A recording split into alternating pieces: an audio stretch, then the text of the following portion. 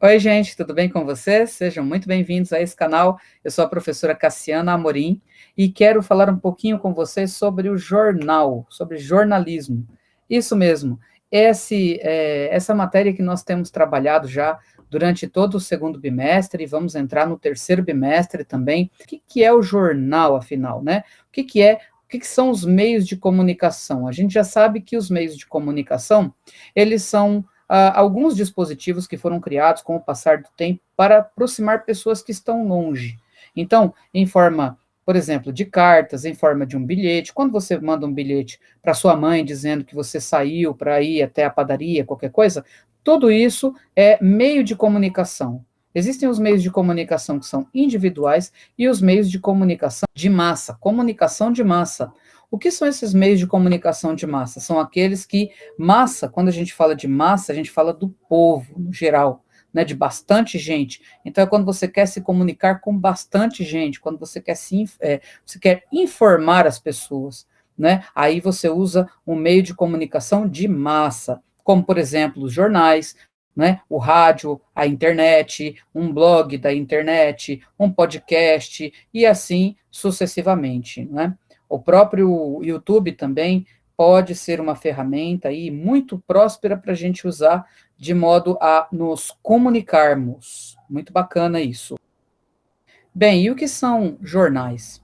Jornais são folhetos grandes, assim, alguns são maiores, outros menores, né?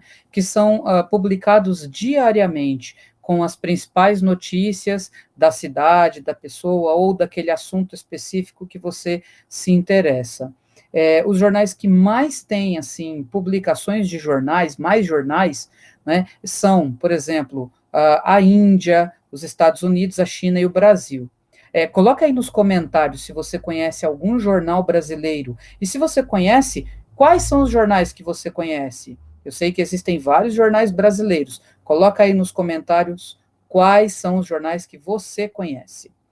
O primeiro jornal do Brasil, né, surgiu em 1808, mas a ideia de fazer um jornal impresso é muito mais antiga que isso. Veio com as primeiras prensas ou imprensas, né? Imprensa vem da palavra prensa, que era a prensa de Gutenberg. Essa máquina que você está vendo aí, né, é uma máquina própria para fazer impressos, né? O primeiro impresso que ela fez, inclusive, foi a Bíblia. É em forma de carimbo mesmo. Você está percebendo aí que tem essa parte que é essa alavanca, né? Ela aperta a folha, põe um peso na folha e aperta bem assim, justamente para fazer aí a impressão, por isso o nome prensa ou imprensa.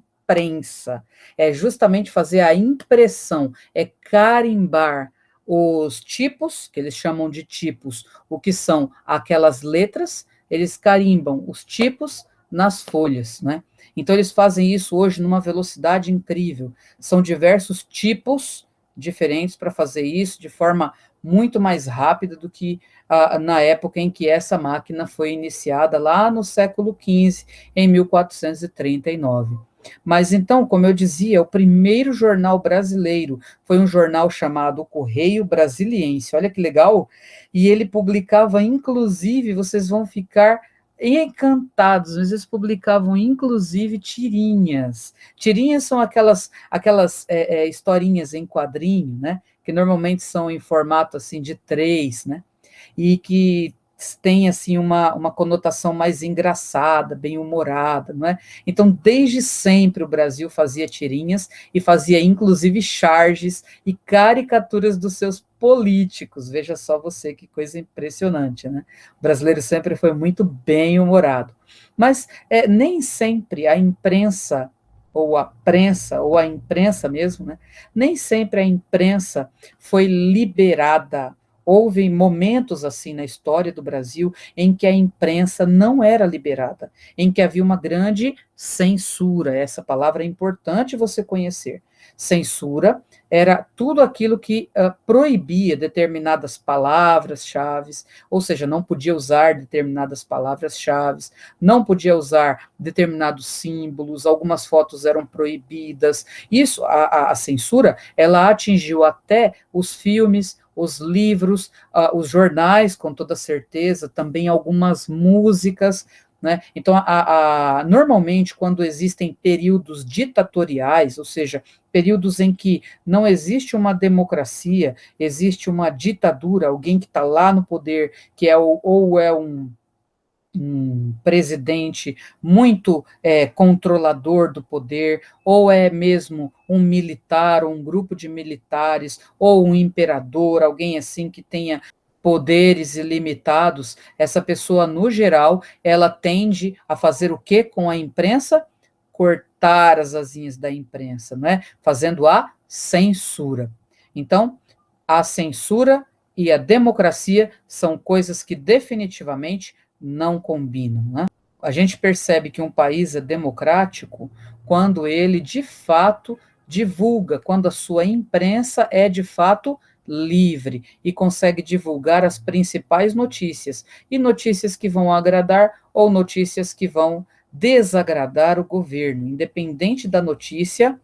Quando a gente tem um país democrático, essas notícias elas vão circular pelos mais diversos meios.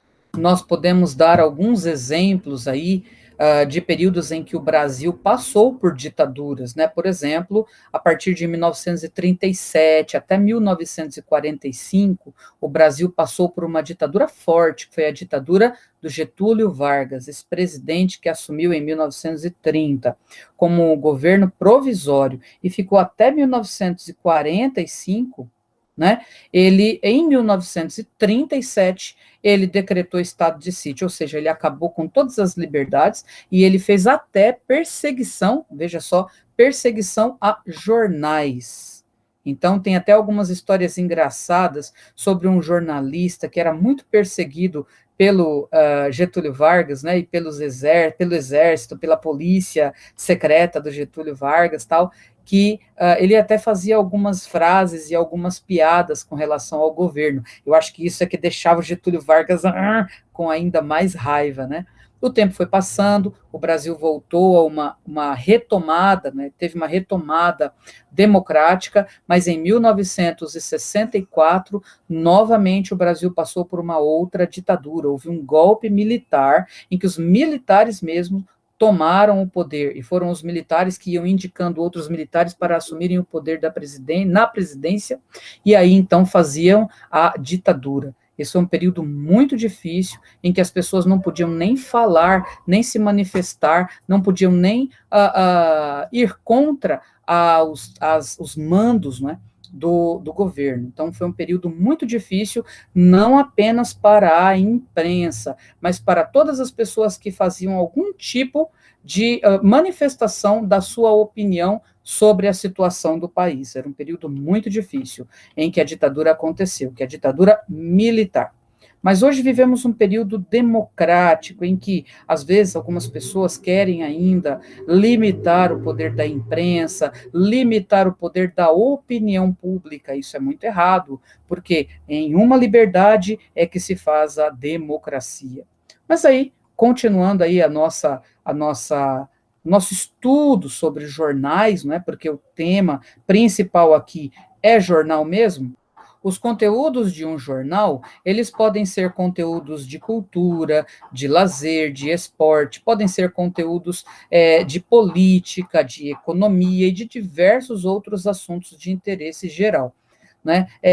Eu vou mostrar para vocês aqui uma página, que é a primeira página de um jornal. Olha aí, ó, respondendo aquela pergunta que eu fiz lá no início, aqui eu vou analisar já uma Folha de São Paulo. A Folha de São Paulo, esse grande jornal brasileiro que se situa aqui em São Paulo, já é um jornal muito antigo e conceituado. Tenho certeza que seus pais, seus avós já ouviram falar sobre ele, né? Ele mostra aqui um modelo de primeira capa. O que tem que ter na capa de um jornal, né? Então, aqui a primeira parte aqui de cima, vocês devem acompanhar comigo aqui com o mouse, que nós temos o título, né, que é o nome do jornal. Aqui tem algumas informações pequenininhas, como o número, né? Eles são chamados de cabeçalho, essa parte pequenininha aí. Tem o número, o local onde ele foi impresso. Aqui tem a data, tá vendo? O dia, olha lá, esse daqui é um jornal de quarta-feira, 7 de setembro de Ah, não enxergo aqui de jeito nenhum. Mas essa primeira parte chama-se cabeçalho. Na sequência, você tem a principal manchete, ou seja, a principal notícia do jornal está expressa na sua manchete. Essa notícia é aquilo que eles chamam de furo. É a primeira reportagem, a reportagem mais importante. Normalmente é feita pelo jornalista mais importante também, mais nomeado, mais destacado aí daquele jornal, né? Na sequência aqui, ó, você está vendo, é um pequeno resumo dessa notícia, essa notícia grande aqui da manchete. Esse resumo é chamado de chamada ou lead. Aqui você tem a ilustração que se relaciona com a manchete principal, tá vendo? Aqui você tem manchetes menores, olha só. Essas pequenas aqui, elas compõem como se fosse um índice. No final você pode ver que tem aqui a página. Página 2, página 7, página 48 e assim vai. Aqui também existem os classificados, tá vendo? A parte de baixo, propaganda, classificado, e assim sucessivamente, ó. Depois de cada foto, você precisa acrescentar, claro, uma legenda para a gente saber do que se trata essa foto. Bem, agora nós vamos saber quem é que faz o que em um jornal. Então, o primeiro, né, eu acho que o principal de um jornal é o editor ou a editora, né? É o trabalho do editor. Qual que é o trabalho dele? É justamente decidir o que vai ser abordado, qual é o tema que vai ser abordado em cada edição do jornal, né? Você vê aí, esse daí é aquele editor do Homem-Aranha, não sei se vocês lembram, mas muitos heróis, eu vou colocar aqui, vocês vão ver, muitos super-heróis, eles estão envolvidos diretamente no jornalismo, né, na atividade jornalística, olha que legal. Então, ele era bem bravo, não sei se vocês lembram, coloca na primeira página, coloca na segunda página, agora uma foto pequenininha, uma foto maior. Então, esse daí é o trabalho do editor, ele que vai definir o que vai ficar em cada lugar, sabe? É ele que decide. Na sequência, aí a gente vai ter os repórteres, que são aqueles que recolhem mesmo, que vão a campo, que escrevem as matérias. Normalmente os repórteres são acompanhados normalmente dos fotógrafos, né? Os fotógrafos, olha lá, são aqueles que produzem as melhores imagens, tá vendo? Então aqui a gente tá vendo, vocês lembram do Homem-Aranha que fazia aí as imagens? Ele normalmente prendia a câmera com a teia da aranha, não é? E aí combatia os inimigos, fazia lá e fazia várias fotos. Depois, quando ele mostrava para o editor brigava com ele. Essas fotos não valem nada, mas coloca na primeira página. Você acha que se uma foto não valesse nada, eles iam mandar colocar na primeira página? Nunca, jamais. Era só para explorar um pouco o trabalho dos fotógrafos. Desenhos animados, os fotógrafos normalmente são mais jovens, né? Porque podem correr atrás da fotografia, do furo de reportagem e atrás dos melhores ângulos, das melhores maneiras de tirar as melhores fotos, né? Por isso aí ele é simbolizado pelo aranha ainda jovem, né? Aí você tem, olha lá, o jornalismo nos quadrinhos. Viram aí? O jornalismo nos quadrinhos. Então você tem o Tintin, você tem o Homem-Aranha, o próprio Superman. Vocês sabiam que o Superman também era um repórter quando ele estava vestido de terno e gravata e com seus óculos aí, ninguém o reconhecia, ele era o repórter Clark Kent, mas quando ele tirava os óculos, ele dizia assim, isso é um trabalho para o Superman, e então tirava a roupa, eu tô com a roupa da Mulher Maravilha, tá vendo? Mas ele tirava ali o seu terno e dizia que era um trabalho para o Superman.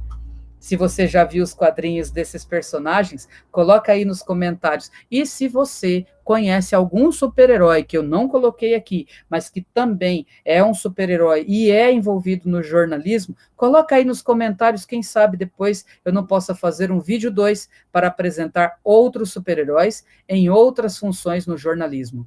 Desejo a você uma excelente tarde e aquele abraço. Tchau, tchau.